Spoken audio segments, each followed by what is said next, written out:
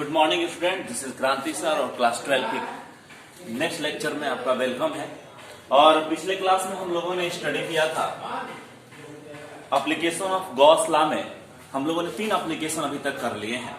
पहला एप्लीकेशन था line charge के लिए, दूसरा एप्लीकेशन था इन्फिनाइट सीट के लिए और तीसरा एप्लीकेशन था electric field due to infinite charge conductors.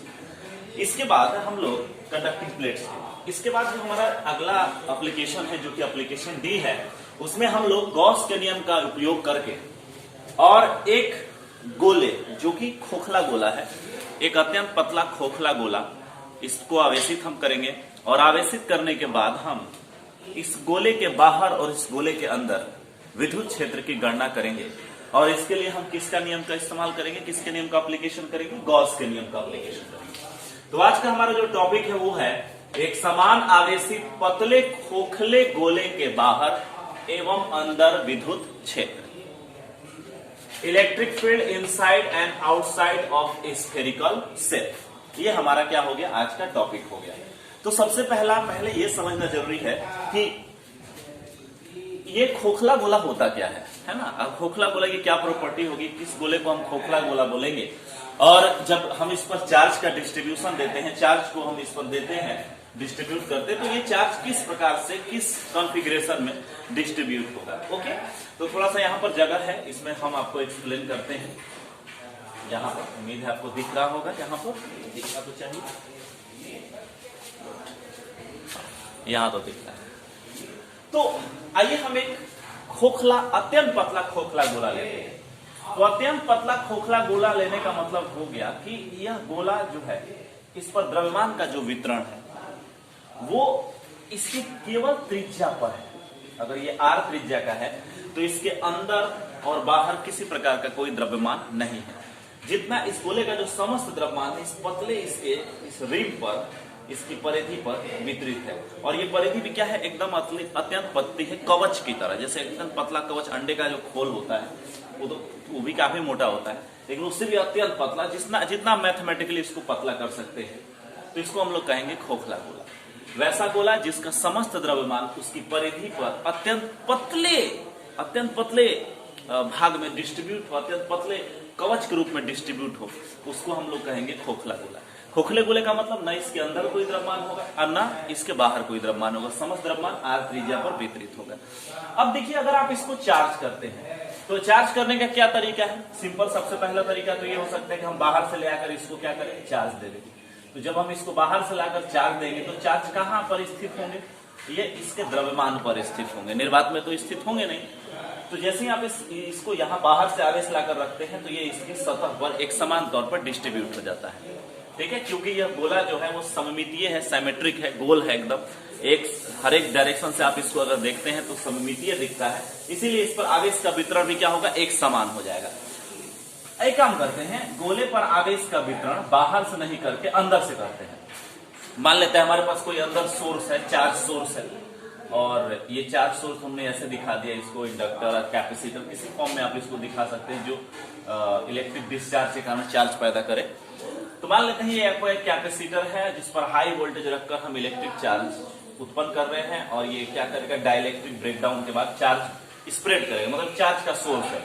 तो मान लीजिए यहाँ पर जैसे ही वो चार्ज को स्प्रेड किया इससे आसपास, चार्ज एक दूसरे को क्या करेंगे, रिपल करेंगे, प्रतिकर्षित करेंगे, और प्रतिकर्षित करेंगे एक दूसरे, प्रतिकर्षित करते हुए एक दूसरे से क्या होंगे, दूर भागेंगे। दूर भागकर वो कहाँ चले जाएंगे, वो वापस वो चार्ज जो होंगे वो फिर इसके सतह पर एक समान रूप से क्या होंगे, वितरित हो जाएंगे। तो कहने का मेरा मतलब ये है कि अगर आप किसी खोखले गोले पर चार्ज का डिस्ट्रीब्यूशन देते हैं या चार्ज का मान देते हैं तो वो उसके सतह पर, उसके सरफेस पर एक समान रूप से वितरित हो जाता है, अगर गोला स्फेरिकल सिमेट्रिक है।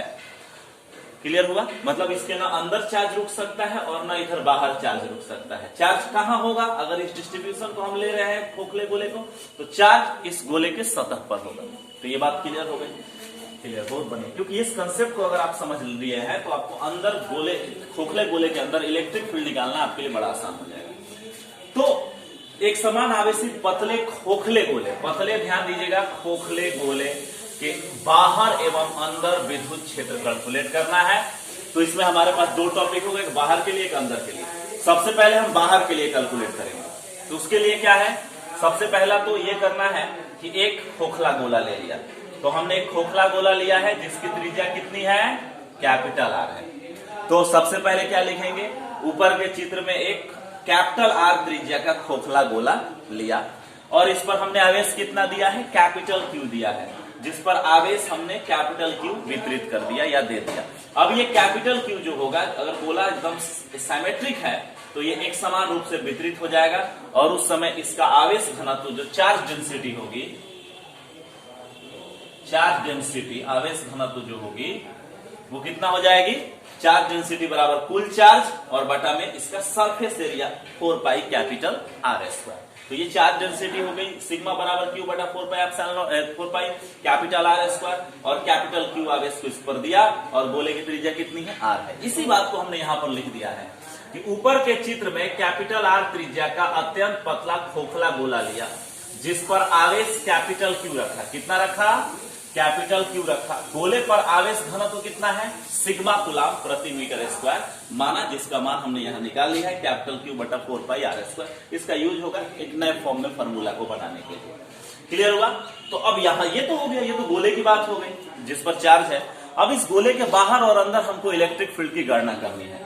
तो बाहर और अंदर इलेक्ट्रिक फील्ड अगर हमको गणना करनी है तो उसके लिए हमको क्या करना है, बाहर और अंदर अगर हमको इलेक्ट्रिक फील्ड की गणना करनी है तो वहां पर जिस बिंदु पर इलेक्ट्रिक फील्ड निकालना है वहां हमको गॉसियन सरफेस खींचना होगा। तो इस चार्ज का डिस्ट्रीब्यूशन यहां आप देख रहे हैं और हमने इसके बाहर एक बिंदु यहां पर ले लिया है, मान लेते हैं P, और इस बिंदु पर हमको इलेक्ट्रिक फील्ड की गणना करनी है। तो उसके लिए हमको क्या करना पड़ेगा, अगर हम गॉस, चूंकि ये एप्लीकेशन ऑफ गॉस लॉ है तो हमको गॉस के नियम को अप्लाई करना होगा और उसके लिए हमको क्या चाहिए, गॉसियन सरफेस चाहिए। तो इस बिंदु P से एक स्फेरिकल गॉसियन सरफेस खींच दीजिए। देखिए, तो जैसे आप स्फेरिकल गॉसियन सरफेस खींचेंगे तो ये पूरा गोला जो होगा उस गॉसियन सरफेस के अंदर क्या होगा, इनक्लोज हो जाएगा। और यही ना आपका सबसे पहला काम होता है कि अगर आपके पास कोई चार्ज या चार्ज का डिस्ट्रीब्यूशन है तो आपको उसको गॉसियन सरफेस से इनक्लोज करना है और वो गॉसियन सरफेस ऐसा होना चाहिए जो जिसकी ज्योमेट्री सिंपल हो ताकि आप फ्लक्स की गणना E डॉट डी आराम से कर सके। तो देखिए, तो किसी गोले को इनक्लोज करने के लिए सबसे बेस्ट ज्योमेट्री क्या हो सकती है, गोला ही हो सकती है। अगर वो इस गोले को इनक्लोज करना है तो बाहर से गोला खींच दीजिए, इजी है। तो कैपिटल आर त्रिज्या के आवेशित खोखले गोले को इनक्लोज करने के लिए हमने स्मॉल आर त्रिज्या का एक गोलाकार गॉसियन सरफेस या स्फेरिकल गॉसियन सरफेस खींच दिया है। क्लियर हुआ, कोई दिक्कत, बहुत बढ़िया।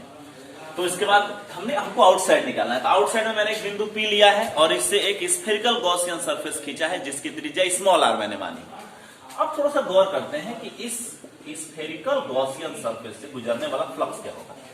सबसे पहली बात तो गोले का इलेक्ट्रिक फील्ड कैसा होता है। तो अगर आप गोला पर हैं तो उसका इलेक्ट्रिक फील्ड जो होगा वो रेडियल आउटवर्ड होगा और सतह से लंबवत होगा।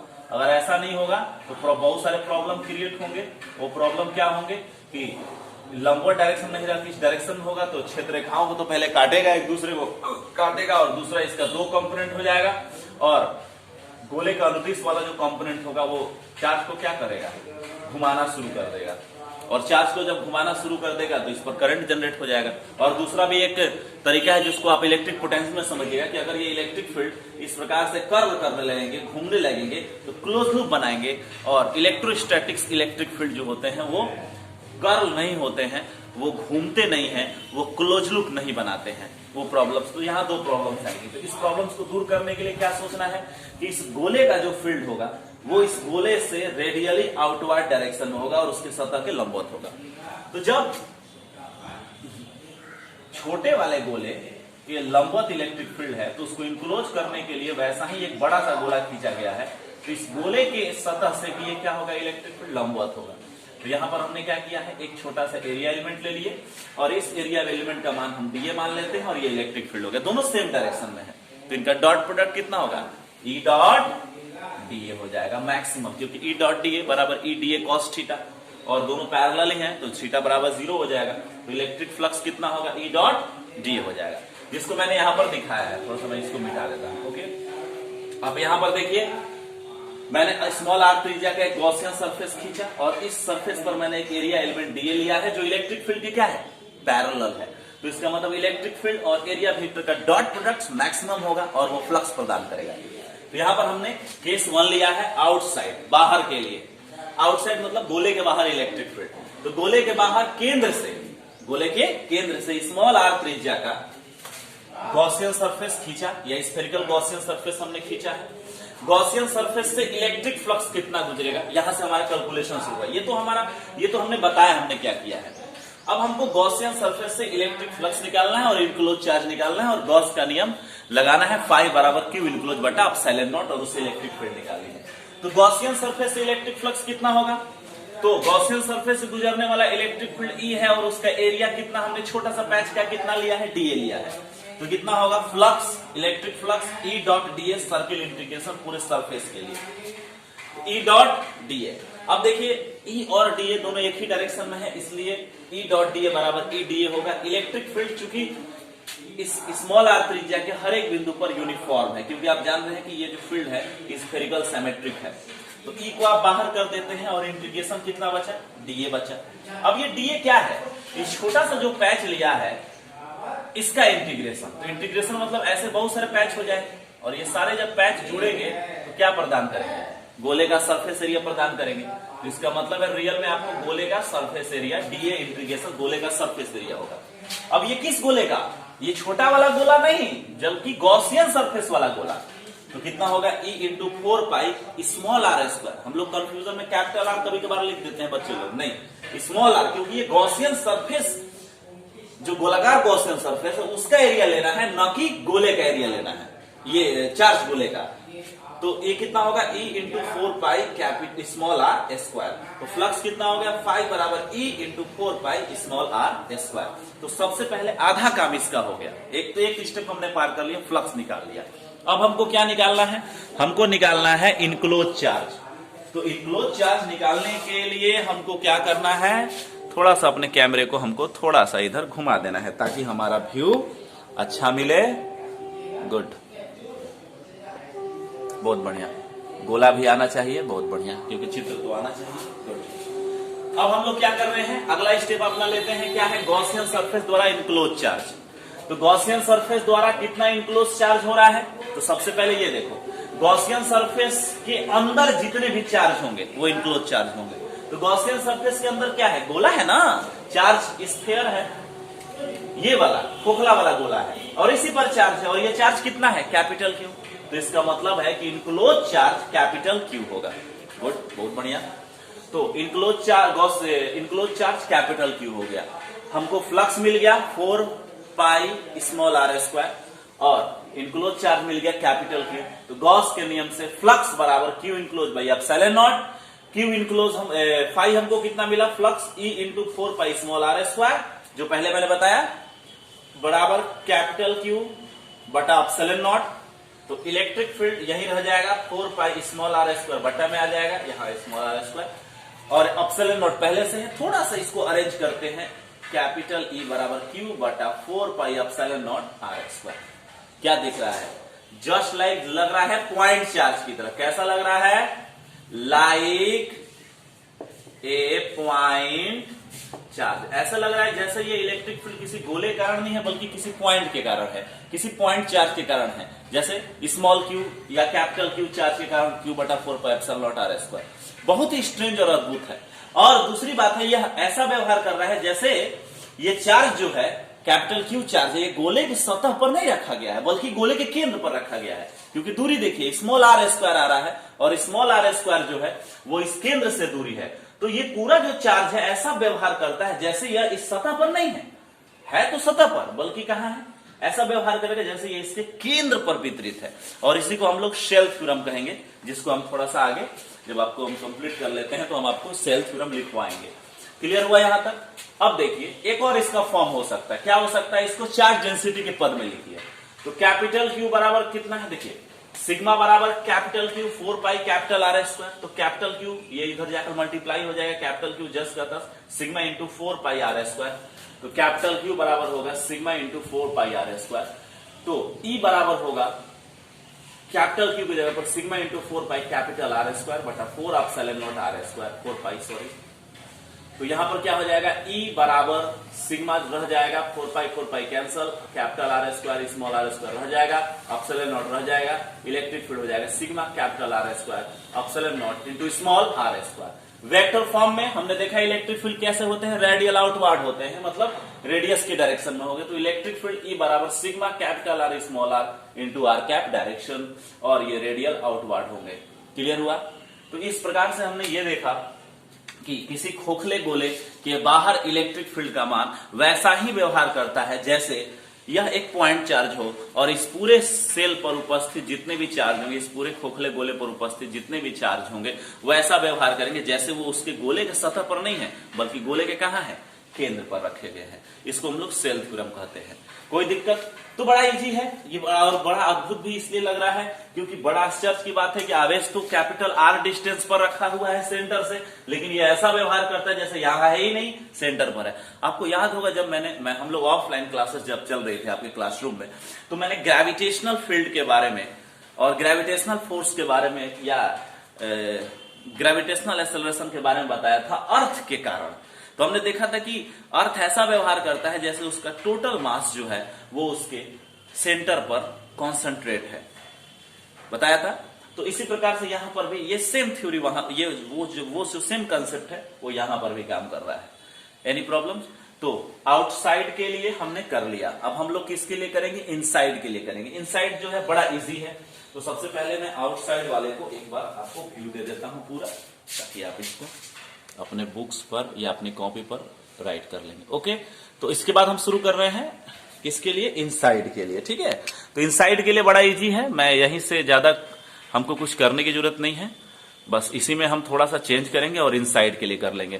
थोड़ा सा मुझे जगह चाहिए, और केस 1 हो गया है, अब हम केस 2 पर चल रहे हैं। ओके, कोई दिक्कत किसी को? गुड। तो मैं यहां पर ये आप लोग लिख लेंगे, आउटसाइड के लिए हो गया। अब हम लोग यहां पर केस 2 कर देते हैं। क्या करते हैं, केस 2, और आउटसाइड की जगह पर हम क्या कर देते हैं, इनसाइड। ध्यान दीजिएगा, आप फेयर पर जब कीजिएगा तो इसको अलग करिएगा, ठीक है। ये नहीं कि बस आउटसाइड कर लिया तो हो गया, नहीं, उसके बाद इनसाइड। तो इसके बाद क्या होगा कि इनसाइड करने के लिए हमको अब अंदर में गॉसियन सरफेस खींचना होगा, क्योंकि जिस बिंदु पर इलेक्ट्रिक फील्ड की गणना करनी है वहां हमको खींचना होता है गॉसियन सरफेस। तो अब सवाल यह है कि हमको गॉसियन सरफेस कहां खींचना होगा। इस बार हमको गॉसियन सरफेस इस गोले के बाहर नहीं बल्कि इस चार्ज गोले के अंदर खींचना होगा। तो अंदर मान लेते हैं इस बिंदु पर हमको इलेक्ट्रिक फील्ड निकालना है, मान लीजिए बिंदु P ले लिया है। तो यहां से हम क्या करेंगे, गॉसियन सरफेस खींचेंगे। ओके, ये हमारा हो गया स्फेरिकल गॉसियन सरफेस। कोई दिक्कत यहां तक? तो इस बार क्या करेंगे, गोले के अंदर इस बार अंदर केंद्र से स्मॉल आर डिस्टेंस पर, कितने डिस्टेंस पर, केंद्र से स्मॉल आर डिस्टेंस पर स्फेरिकल गॉसियन सरफेस खींचा। कोई दिक्कत, कोई प्रॉब्लम? अब गॉसियन सरफेस से इलेक्ट्रिक फ्लक्स कितना होगा। अब इलेक्ट्रिक फ्लक्स कितना होगा, ये सवाल यहां पर आकर अटक जा रहा है। क्यों अटक जा रहा है भाई? क्योंकि गोले के बाहर हमने फील्ड लाइन तो खींच लिया था जो रेडियल आउटवर्ड था, और उसके लिए हमने अपने बहुत सारे कॉन्सेप्ट लगाए थे। कॉन्सेप्ट क्या था, इलेक्ट्रिक फील्ड लाइन एक दूसरे को नहीं काटते हैं, उनका कोई टेंजेंशियल कंपोनेंट नहीं होना चाहिए, वगैरह वगैरह। लेकिन गोले के अंदर इलेक्ट्रिक फील्ड क्या होगा इसकी समझ हमारे पास नहीं है। कोई भी ऐसा आइडिया हमारे पास अभी नहीं है कि हम गोले के अंदर इलेक्ट्रिक फील्ड के फील्ड लाइंस को खींच सके। तो हो गया प्रॉब्लम। अब यहां प्रॉब्लम हो गया तो फर्स्ट स्टेप ही हमारा नहीं हो पाएगा। फर्स्ट स्टेप जो हमारा है गॉसियन सरफेस द्वारा इलेक्ट्रिक फ्लक्स, वही नहीं हो पाएगा, है ना। तो एक प्रॉब्लम तो हमारे पास सबसे बड़ी आ गई, लेकिन इस प्रॉब्लम का समाधान हमारे पास है। पूछे क्या? चलिए हम स्टेप 1 को भूल जाते हैं, मानते हैं कि स्टेप 1 हम नहीं जानते हैं। तो इलेक्ट्रिक फ्लक्स को हम लोग बस इतना लिखते हैं, हाई E बराबर E डॉट डी। ये तो होगा ना, इतना तो होगा, E बराबर E डॉट डी। हम इसके आगे नहीं कैलकुलेट कर पा रहे क्योंकि फील्ड लाइंस की प्रकृति, नेचर हम नहीं जानते हैं अंदर में, ये प्रॉब्लम है। चलिए हम आगे बढ़ते हैं, देखते हैं क्या हो जाता है। क्यू इनक्लोज, इनक्लोज चार्ज देखते हैं कितना है, इनक्लोज चार्ज क्यू इनक्लोज। अब यहां पर हमको एक आइडिया मिल रहा है। हमने आपको बताया इससे पहले जब हम लेक्चर शुरू कर रहे थे कि अगर आप इस गोले पर आवेश देते हैं, चाहे वो बाहर से दीजिए या अंदर से दीजिए, ये समस्त आवेश इसके सतह पर जो द्रव्यमान वितरित है वहां पर जाकर डिस्ट्रीब्यूट हो जाएगा।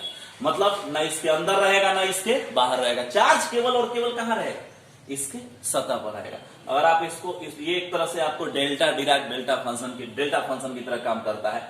अगर ये चार्ज है और ये डिस्टेंस है और ये त्रिज्या है, तो अंदर में नहीं रहेगा चार्ज और बाहर में भी क्या होगा, नहीं रहेगा। और कहां डिस्ट्रीब्यूट होगा, एकाएक आपको चार्ज का डिस्ट्रीब्यूशन कैपिटल आर पर मिलेगा। ये आप इस बात पर ज्यादा ध्यान नहीं देना, ठीक है, मैंने ऐसे लिख दिया, लेकिन ये डेल्टा फंक्शन द्वारा व्यक्त किया जाता है ऐसे चार्ज का डिस्ट्रीब्यूशन।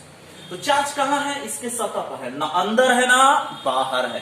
तो ये बताइए, तो गॉसियन सरफेस हमने इनक्लोज किया है, तो इस गॉसियन सरफेस के अंदर कोई भी चार्ज है रियल में, ये सारे कहां वितरित हैं, इसके सतह पर। आप कहेंगे सर एक मिनट, आपने अभी आप थोड़ा देर पहले 2 मिनट पहले 3 मिनट पहले बता रहे थे सेल थ्योरम की कोई भी गोला ऐसा व्यवहार करता है, खोखला है तो कि उसका समस्त चार्ज उसके केंद्र पर स्थित हो। ये व्यवहार करता है, वहां होता नहीं है। ये नहीं कि व्यवहार करने का मतलब ये है कि आप इनक्लोज इस गॉसियन सरफेस के अंदर सारे चार्ज को इनक्लोज कर देंगे, नहीं, ये गलती नहीं कीजिएगा। मैथमेटिकली ऐसा व्यवहार करता है, बिहेव करता है, रियल में ऐसा नहीं है। हमको तो रियल में चार्ज चाहिए। तो जैसे ही हम ये गॉसियन सरफेस अंदर में खींचते हैं, इस गॉसियन सरफेस द्वारा इनक्लोज चार्ज कितना होगा, 0। इनक्लोज चार्ज कितना हो गया, 0। तो इनक्लोज चार्ज हम कितना लिखेंगे, 0 लिखेंगे। और फ्लक्स या गॉस के नियम से, गॉस लॉ से फ्लक्स बराबर होता है क्यू इनक्लोज बटा एप्सिलॉन नॉट। और विद्यार्थी देखिए कितना इजी हो गया, मैं यहां पर कर देता हूं। फ्लक्स का मान E डॉट डी और क्यू इनक्लोज का मान कितना है, 0 बटा एप्सिलॉन नॉट। तो ये कितना हो जाएगा, टर्म 0 हो जाएगा। तो E बराबर हो जाएगा कितना, 0। वाह, तो इनसाइड में इलेक्ट्रिक फील्ड कितना होगा, 0। तो ये क्या हो गया, इन साइड। तो किसी खोखले गोले के अंदर विद्युत क्षेत्र कितना होता है, 0 होता है। और विद्युत क्षेत्र 0 होने का मतलब है कि हमें फील्ड लाइन खींचने की कोई जरूरत नहीं है। लेकिन अगर आप चाहते हैं कि आपको ये समझना है कि सब कैसे 0 हो जाएगा, मान लीजिए आवेश तो विपरीत है ना, तो उसका तो अपना तो फील्ड होगा। और अगर ये हर एक आवेश को एक पॉइंट चार्ज की तरह मानेंगे तो सबका अपना बाहर और अंदर की ओर फील्ड होगा। तो सर हो क्या रहा है, वो ये रहा है, देखिए बाबू, देखिएगा आप समझ जाइएगा तुरंत क्या हो रहा है। इस अंदर में सारे फील्ड एक दूसरे को कैंसिल कर दे, देखिए ये इसको ये कैंसिल कर रहा है, इसको ये कैंसिल, इसको ये कैंसिल। हर एक के सामने वाला जो एलिमेंट्स है, चार्ज एलिमेंट है, वो अपने एक दूसरे फील्ड को क्या कर देता है, कैंसिल कर देता है। और इस कैंसिलेशन के कारण क्या होता है, रिजल्टेंट फील्ड क्या होता है, इसके अंदर 0 हो जाता है। कोई दिक्कत। तो ये आपको एक तरह से आपका मेंटल पिक्चर हो गया कि अंदर में सारे फील्ड एक दूसरे को कैंसिल कर दे, जबकि बाहर में फील्ड क्या हो रहे हैं, कैंसिल नहीं कर पा रहे, वो सब अपने अपने रास्ते निकल जा रहे हैं। Any problem. तो इस प्रकार से आपने देखा कि किसी खोखले गोले के बाहर विद्युत क्षेत्र ऐसा व्यवहार करता है जैसा उसका समस्त द्रव्यमान उसके केंद्र पर वितरित हो। और गोले के अंदर, खोखले गोले के अंदर इलेक्ट्रिक फील्ड का मान कितना होता है, 0 होता है। तो जब आप अंदर और बाहर में इलेक्ट्रिक फील्ड की गणना कर लिए, तो आपको गणना आप कर लेनी है। थोड़ा सा मैं टॉपिक में आगे बढ़ूंगा, इसको मैं मिटा देता हूं, तो आप लोग राइट करते जाइएगा। पहले पढ़ लीजिएगा बढ़िया से, फिर राइट कीजिएगा। पहले लेक्चर देख लेना है, फिर आराम से उसको बैक कर करके उसको राइट कर लेना है, ठीक है। आप लोड भी कर सकते हैं उसको। तो मैं थोड़ा सा आगे बढ़ रहा हूं और इसमें मैं सेल थ्योरम बताऊंगा और आपको ग्राफ के बारे में बताऊंगा कि ग्राफ इसका कैसा होता है। थोड़ा सा मैं कैमरा का विजन में यहां ले लेता हूं। गुड, बहुत बढ़िया। तो सबसे पहले हम सेल थ्योरम को देख लेते हैं। सेल थ्योरम क्या कह रहा है।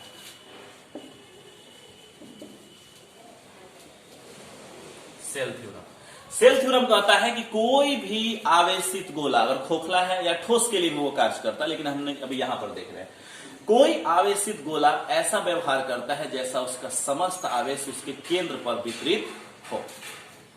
तो आवेशित गोला ऐसा व्यवहार करता है जैसे उसका समस्त आवेश उसके केंद्र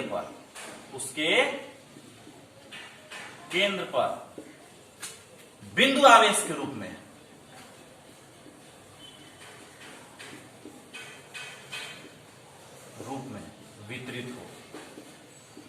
वितरित इसी को क्या बोलते हैं? सेल थ्योरम बोलते हैं। ठीक है, कोई भी गोला अगर आवेशित है तो वो ऐसा व्यवहार करेगा जैसे उसका समस्त आवेश उसके केंद्र पर वितरित हो। ठीक है, एनी प्रॉब्लम? अब आप ये मत कहना कि सर अंदर में कब चले गए तभी तो उसको करना चाहिए, नहीं, जब आप उसके बाहर या उसके सतह पर है तभी होगा। क्लियर हो गया? कोई दिक्कत? गुड।